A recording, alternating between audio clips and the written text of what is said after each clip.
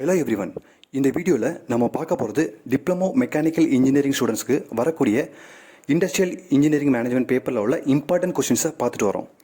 அதில் நம்ம பார்க்க போகிற unit plant engineering and plan safety. இந்த யூனிட்டில் நம்ம பார்க்க போகிற கொஸ்டின் டைப்ஸ் ஆஃப் மெயின்டெனன்ஸ். அதுக்கு முன்னாடி மெயின்டெனன்ஸ் எதுக்கு பண்ணுறோம்னு தெரியணும். இண்டஸ்ட்ரியில் உள்ள மிஷின்ஸ் எஃபிஷியண்ட்டாக ஒர்க் பண்ணுறதுக்கும் அதோட லைஃப்பை இன்க்ரீஸ் பண்ணுறதுக்கும் பண்ணுறோம். Okay, first breakdown maintenance. இந்த மெயின்டெனன்ஸை எப்போ பண்ணுவாங்கன்னா பர்டிகுலர் மிஷின் ரிப்பேர் ஆன அப்புறம் பண்ணுறது தான் breakdown maintenance. For example, பைக்கில் உள்ள டயர் நல்லா தேஞ்சு போன அப்புறம் தான் சேஞ்ச் பண்ணுவோம். Next preventive maintenance.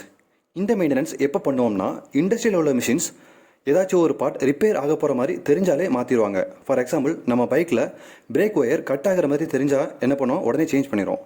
ஸோ அது கட் ஆன அப்புறம் சேஞ்ச் பண்ணிக்கலாம் அப்படின்னு சொல்லி விட மாட்டோம். Last scheduled maintenance.